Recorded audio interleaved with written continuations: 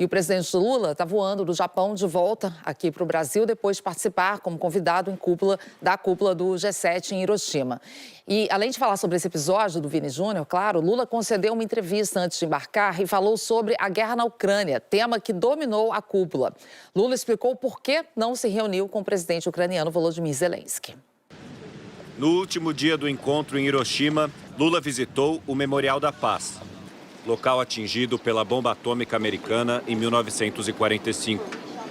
O presidente brasileiro participou de uma sessão em que ficou frente a frente pela primeira vez com o presidente ucraniano Volodymyr Zelensky, mas não o cumprimentou. Lula defendeu na reunião a reforma do Conselho de Segurança da ONU e que Vladimir Putin tenha que se explicar no Conselho. Lula teve também uma série de reuniões bilaterais com o Canadá, o Vietnã, Comores, o secretário-geral da ONU. Antes de voltar ao Brasil, o presidente brasileiro deu uma entrevista coletiva em que defendeu punição para que o mundo se adeque à redução de gases causadores do efeito estufa.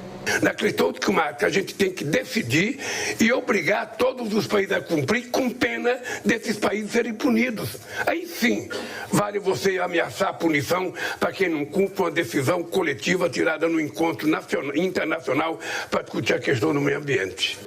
Mas o principal assunto foi o foco dessa edição do G7, a guerra na Ucrânia. Mesmo que Lula defenda que não é esse o local para discussão. Sinceramente, eu não vim para o G7 para discutir a guerra da Ucrânia. Eu disse no meu discurso que a discussão da guerra da Ucrânia deveria estar sendo feita na ONU. O presidente Lula também foi questionado sobre o encontro que não aconteceu, com Volodymyr Zelensky.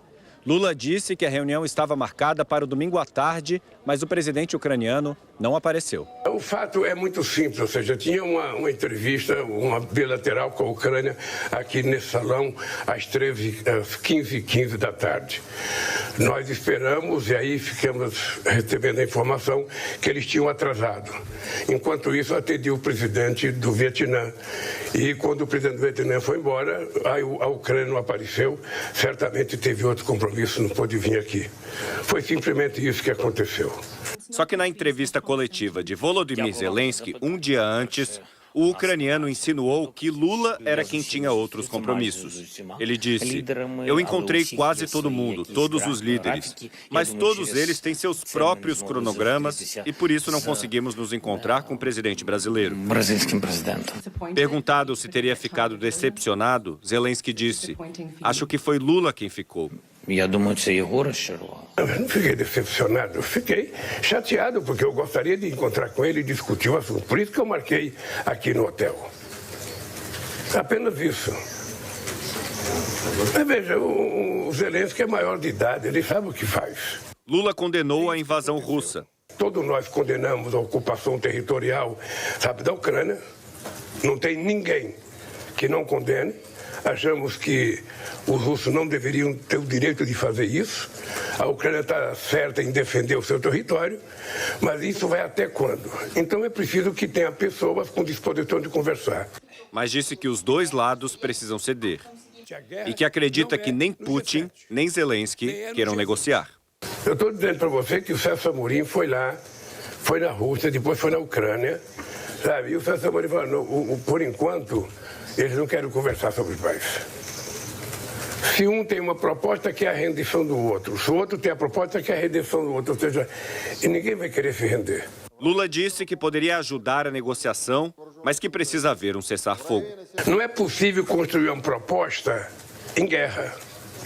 O que nós queremos é que primeiro pare a guerra, pare os ataques e vamos tentar dialogar para encontrar uma saída negociada para a Ucrânia e para a Rússia. O que nós queremos é o seguinte: primeiro parem a guerra, parem os tiros, parem as mortes, e aí vamos sentar em torno de uma mesa no território que os dois escolherem e vamos então começar a negociação. A Dinamarca anunciou hoje que deseja realizar em julho uma conferência de paz sobre a guerra na Ucrânia e disse que o Brasil deveria participar. Leonardo Monteiro tem as informações sobre isso. Bom dia, Leonardo. Oi, Ana, bom dia para você, bom dia para todo mundo. O ministro das Relações Exteriores dinamarquês, Lars Rasmussen, disse que, em primeiro lugar, é necessário um compromisso global para criar um encontro de paz e que uma conferência exigiria a participação de Índia, China e Brasil. Para ele, uma cúpula de paz não deve contar apenas com aliados da Rússia. A declaração foi feita na reunião de ministros do exterior da União Europeia, lá em Bruxelas. Enquanto isso, o Ministério da Defesa ucraniano negou que a Rússia tenha tomado por completo Bakhmut, como reivindica o grupo de mercenários Wagner, aliado de Moscou. Segundo o Ministério, as tropas ucranianas ainda ocupam posições no sul da cidade e avançam nos arredores, provocando perdas significativas no inimigo. Ainda no Japão, durante reunião do G7, o presidente ucraniano diz que Bakhmut lembra Hiroshima depois do lançamento da bomba atômica e que os russos destruíram tudo. É impossível verificar qual lado diz a verdade. Depois de 9 meses de combate e dezenas de milhares de mortos, a cidade devastada no leste da Ucrânia tem pouco valor estratégico, mas assumiu importância simbólica. Os dois lados querem mostrar quem tem mais resiliência nessa guerra que não tem fim, Ana. Agora há pouco, né, a participação do presidente Lula no G7. O encontro lá de Lula com o presidente da Ucrânia não saiu e o Brasil, que queria se colocar como um possível mediador de um acordo de paz para a guerra da Ucrânia, perdeu espaço com isso.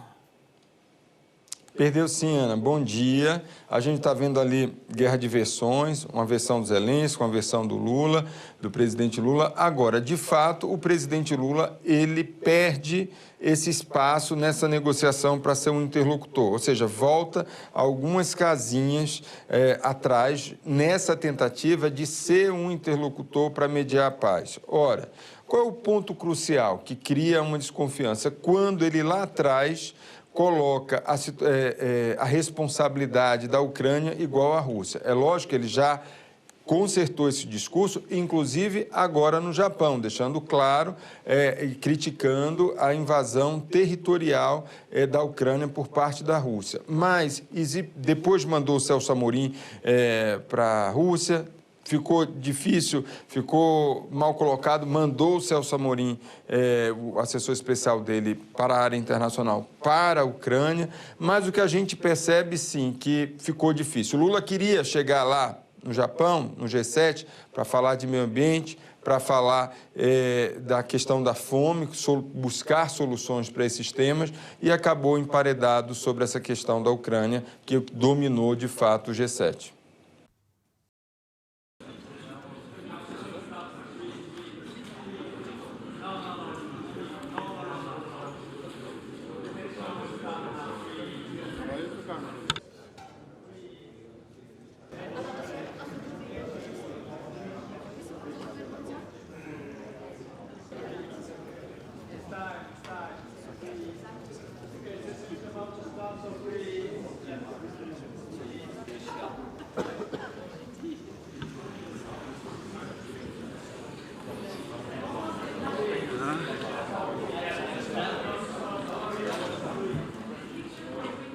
そろそろ会議を始めたいと思います。